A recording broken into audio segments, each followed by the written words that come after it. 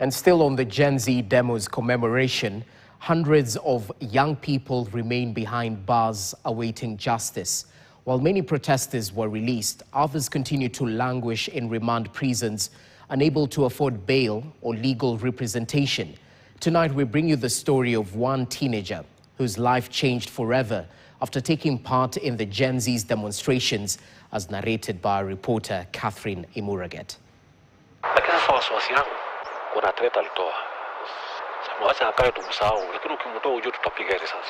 For 19-year-old Salim Kedir, what began as a day of protest ended in a nightmare that has now lasted an entire year.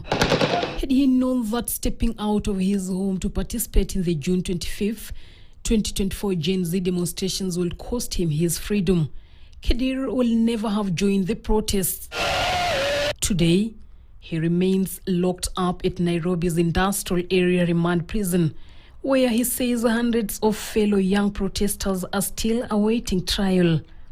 Kedir was arrested along Juja Road alongside the 3 other individuals and charged with robbery with violence, a serious offense carrying severe penalties under Kenyan law. And it's not from Uruma alone. Others are just from Kadaboreti. Wengine they are from Payole. Others from Embakasi, Kawangware, Kibira. Different nini.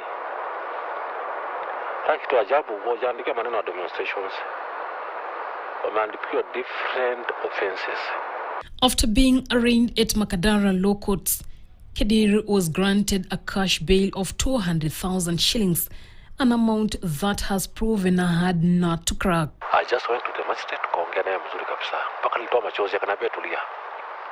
I don't have money for the lawyer, but God.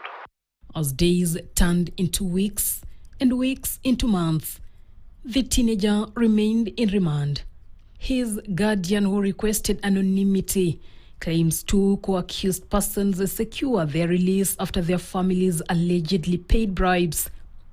Kedir's story mirrors that of many families across the country whose sons and daughters were arrested during the anti-government demonstrations.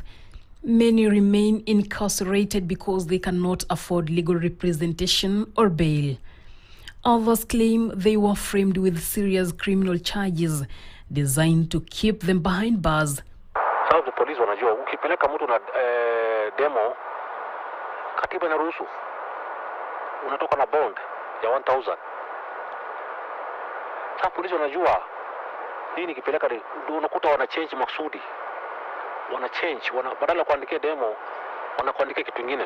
The protests were sparked by widespread opposition to the Finance Bill 2024, which proposed a series of tax increases affecting every Kenyan. Driven largely by Generation Z activities, the movement gained momentum online through hashtags such as Reject Financial Bill 2024, Occupy Parliament, and Gen Z Revolution.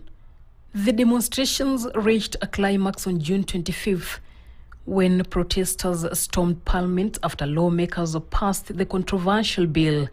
Security forces responded with force, dozens killed, thousands arrested in a national crackdown.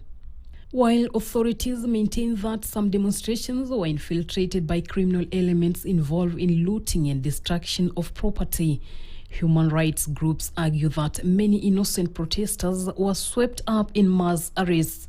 The Law Society of Kenya, which provided pro bono legal assistance during the crisis, later accused law enforcement agencies and prosecutors of pursuing weak cases against civilians. In its report titled In Search of an Answer, the society criticized delays in dropping charges that lacked sufficient evidence. The report cites dozens of university students whose charges were eventually withdrawn months after their arrest, but only after they had spent significant time in custody. Bilangu kwa wale polisi, maafisa wa polisi ambao watakuwa strict, ungependa kuambia nini? Waheshimu sheria. Na wasikize wananchi. As Kenya marks the 2nd anniversary of the Gen Z movement, Freedom remains elusive for hundreds of young protesters. Many continue to ask questions that has haunted them for months. Was exercising their constitutional right to peaceful assembly a crime? When will the oppressed get justice? Catherine Imuragit, KTN, Nairobi.